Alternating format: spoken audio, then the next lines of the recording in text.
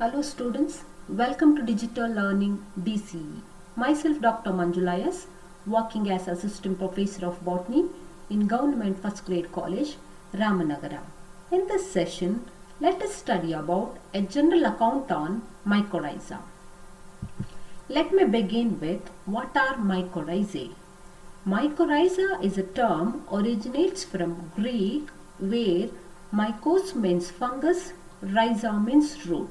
So these mycorrhizae are commonly called as root fungi.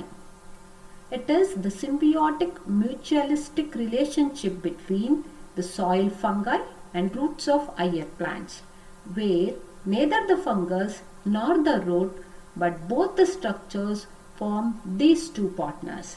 In this slide, we can observe where fungus and the roots are in intimate association, where both of them getting mutually benefited. In this diagram, we can observe the fungal hyphae colonizes on the root surface, where mycorrhizal fungi increases the root system several hundred to several thousand times, which is very beneficial to the plants. Coming to nature of association observed in case of mycorrhiza. The association is symbiotic and mutualistic, where both the living organism like fungi and roots, they benefit from the association. In the mycorrhizal association, the fungal members either belongs to Basidiomycetes, Ascomycetes and Zygomycetes, whereas the plant members of mycorrhizal association belongs to most vascular plants. So it includes pteridophytes, gymnosperms and angiosperms. Coming to benefit of this mycorrhizal association. In this association, symbiotic association, the fungal partner gets carbohydrates and other growth factors from the plant along with the shelter. In return, the plant gets water and mineral uptake facilitated by the fungus, which is in close association with the root, where the fungus act as an extension of the root system. In this diagram, we can observe the mycorrhizal association where the fungi is in association with the roots of higher plants. This fungi helps in uptake of water and mineral nutrients, and this uptake is facilitated by the fungi. In return, the plant synthesize, photosynthesize and produce carbohydrates and other growth factors which are taken up by the fungus. So in this diagram we can observe the nutrients like inorganic phosphates and nitrogen are present in the soil, so where the plant is incapable of absorbing this phosphates and nitrogen directly. So through this fungal hyphae, the inorganic phosphate and nitrogen get converted into polyphosphates and amino acids, and this in turn supplied to the plant root cells, where the nitrogen and phosphorus is uptaken by the root cells, and as a result it photosynthesizes and produces carbohydrates. The synthesized carbohydrate is again utilized by the fungal hyphae. So this is a benefit from the fungus to the plant and from the plant to the fungus. Coming to the types of mycorrhizae. Based on the fungal colonization on host plant, mycorrhiza are of two types. First one is ectomycorrhiza and the second type is endomycorrhiza. As the name itself indicates, ecto means outside. So it forms dense hyphal sheath around the root. Here we can observe the ectomycorrhizal association where the fungi is going to form thick hyphal strand, which is referred as hyphal mantle around the root surface. They do not penetrate into the root cortical cells. Hence, ectomycorrhiza are extracellular in nature. So ectomycorrhiza produce hectic hyphal strands around the root surface. Whereas in the second type, that is endomycorrhiza, here the hyphae penetrate into the root cortical cells. Hence it is intracellular in nature. So in case of endomycorrhiza, it won't form thick mantle around the root surface. It is directly penetrate the root epidermis and enter into the cortical cells. So this endomycorrhiza is far more common type observed in the nature. Coming to ectomycorrhiza. Let us study ectomycorrhiza in detail. These ectomycorrhiza are also called as ectotrophic mycorrhiza since they are present outside the root. They are also called as sheathing mycorrhiza since they are going to form a sheath-like structure, hyphal sheath around the root surface. So they are also known as extracellular mycorrhiza because the hyphae does not enter inside the cell. So the hyphae enter into the cell is only in between the cells. That's why this ectomycorrhiza is also called as extracellular mycorrhiza. Here the root system completely gets surrounded by a sheath-like fungal hyphae referred as mantle.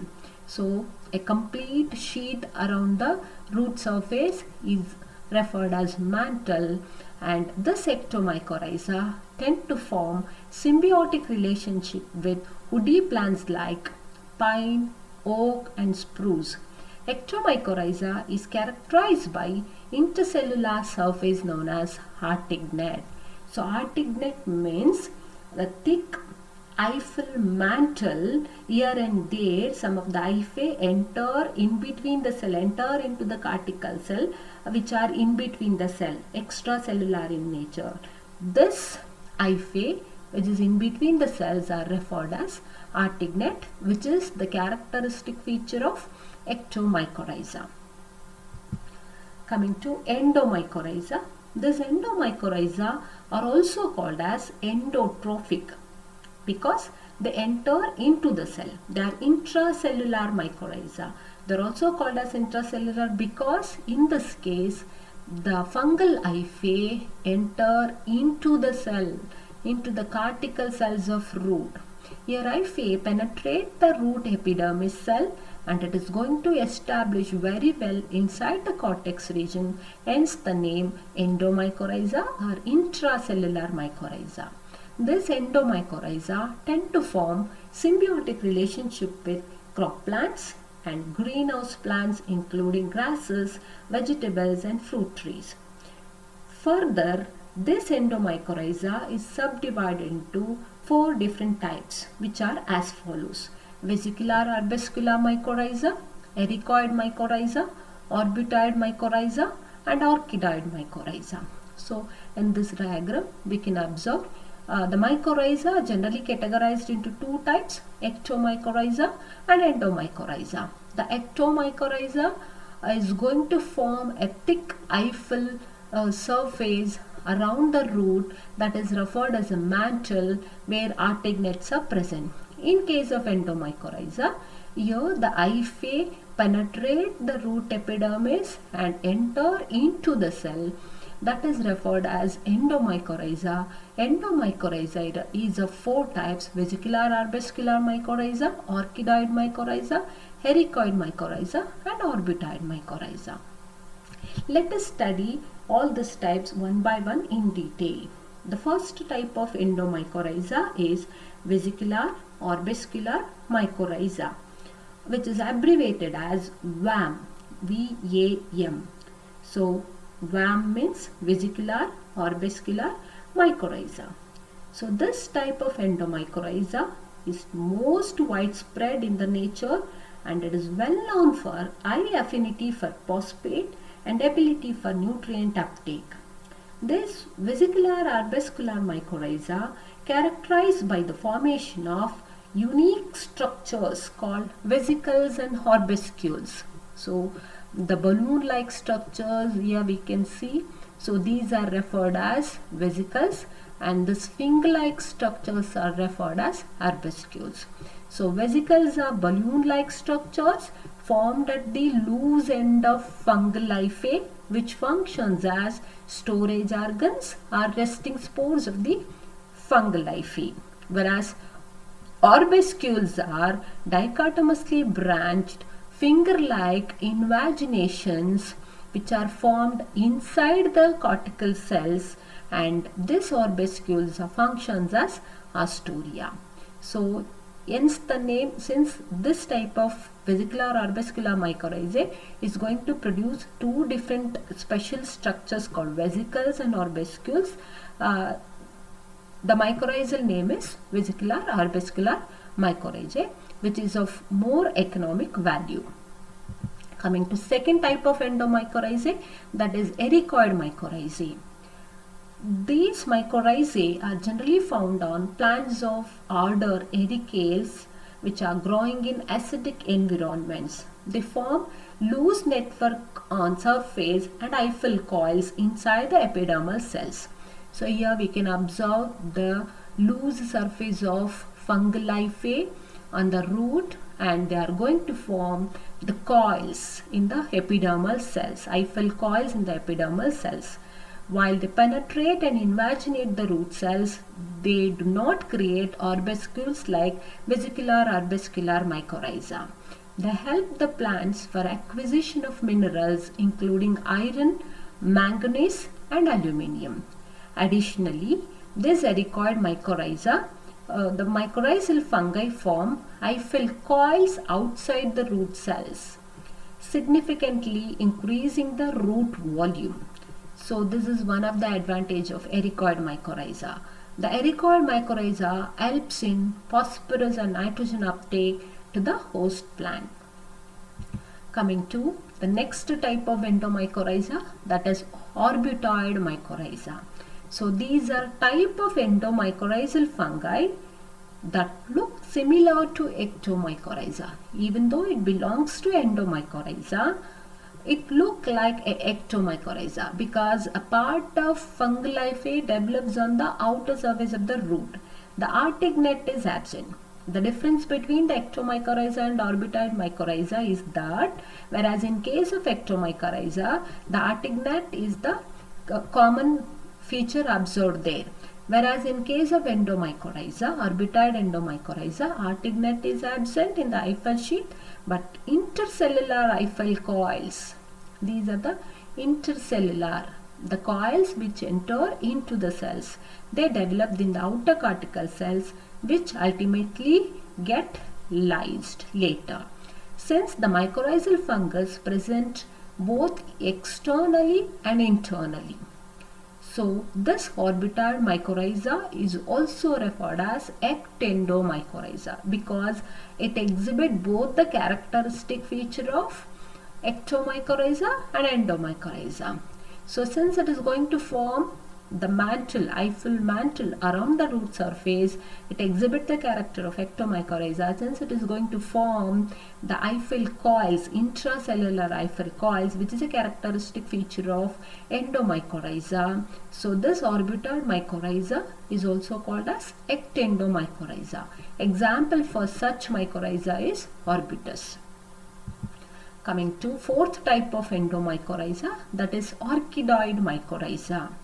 Here the fungi belongs to class Basidiomycotina and it colonizes only the members of family Orchidaceae. That means the plants belongs to Orchidaceae are unable to germinate by themselves. In such case, they require the symbiotic association with the fungi. So the Orchidaceae require fungal invasion in order to germinate because independently the seedlings cannot acquire enough nutrients to grow. So in this relationship, the orchid parasitizes the fungus that invades into its root. Once the seed coat ruptures, the roots begin to emerge. The hyphae of Orchidaceous mycorrhiza penetrate into the root cells and create hyphal coils. These hyphal coils present inside the orchid plants are referred as pelotons, which are the sites of nutrient exchange. Coming to plant benefits from mycorrhizae. Because the mycorrhizal mycelia are much finer and smaller in diameter than the root, root air increases the surface area of absorption of water, phosphorus, amino acids and nitrogen. Plants with mycorrhizal association are more resistant to certain soil-borne diseases as the fungal hyphae create a physical barrier between pathogens and plant roots. In addition to disease resistant, mycorrhizal fungi can also impart to its host plant resistant to toxicity and resistance to insects, ultimately improving the plant fitness and vigor. Next one, the filaments of mycorrhizal fungi create humic compounds like polysaccharides and glycoprotein, which are going to bind the soil particles, hence increase the soil porosity and promote aeration of the soil and water movement into the soil. This is also one of the benefit to the plant through mycorrhizal association. Some ectomycorrhizal association creates structures that host nitrogen fixing bacteria, which would largely contribute to the amount of nitrogen fixation by plants in nutrient poor environment. These are some of the benefits that are going to be takes place for the plant by mycorrhizal association. Coming to fungi benefits from mycorrhizal association. The plant is provided with enough water and nutrients. It is able to photosynthesize and produce glucose and sucrose, some of which are made directly accessible to the mycorrhizal fungi. The fungi are also provided with photosynthetically fixed carbon from the host, which is necessary for fungal growth and reproduction. Sometimes they also get shelter. Coming to importance of mycorrhiza. Mycorrhizal fungi allow plants to draw more nutrients and water from the soil, which is one of the beneficial aspects to the plant. Hence, mycorrhizal association is very important for plants. They also increase plant tolerance to different environmental stresses. Mycorrhizal association play a major role in soil aggregation process and hence stimulate microbial activity. The mycorrhizal trees have greater vigor for infection, release several inhibitory compounds which established a barrier against pathogenic infections. They have universally present in orchids where the fungi provide sugars and vitamins for the germination of orchid seeds and their early development. Mycorrhiza play an important role in afforestation. For example, the trees like spruce and pine, they are going to die due to starvation without mycorrhizal association. Hence, it's very important role. It play an important role in afforestation. VAM, vesicular arbuscular mycorrhizal fungi, which is a type of endomycorrhizae. Since it is an obligate biotroph, it can be used as biofertilizers in the field of agriculture. So here we can see some biofertilizers, mycorrhizal biofertilizers in the market. So in the first picture we can observe this is a plant without the mycorrhizal supply, and this is a plant with mycorrhizal supply where the root is well established and the plant is going to develop very neatly. So these are some of the mycorrhizal biofertilizers where mycorrhizal biofertilizers increase the growth of roots, maximum growth of roots, which results in absorption of water and nutrients so that the plant will grow. Outstanding growth results in more yield. So with this I am going to sum up this session with the following points like Mycorrhiza is commonly called as root fungi, where there is a symbiotic association between the fungi, soil fungi, with the roots of higher plants, where the fungi and root are in mutually benefited. They are in symbiotic association where fungi get food and plants get uptake water and mineral nutrients. These mycorrhiza are generally categorized into two types based on their presence on the root. So ectomycorrhiza, it is going to form a thick hyphal mantle around the root surface, and the artignate is the characteristic feature of ectomycorrhiza. The second type of mycorrhiza is endomycorrhiza, which is intracellular in nature, which is in fact majority of the crop plants like grasses and trees. Endomycorrhiza are again classified into four different types like vesicular or vascular mycorrhiza, orchidoid mycorrhiza, orbitoid mycorrhiza, and ericoid mycorrhiza. In mycorrhizal association, plants get enhanced uptake of water and nutrients, particularly phosphates, and also protection against soil pathogens. In return, fungi get its carbon source and other sugars required for its growth and reproduction. With this, I am going to conclude this session. For further details about the current topic, you can refer the following references. Thank you.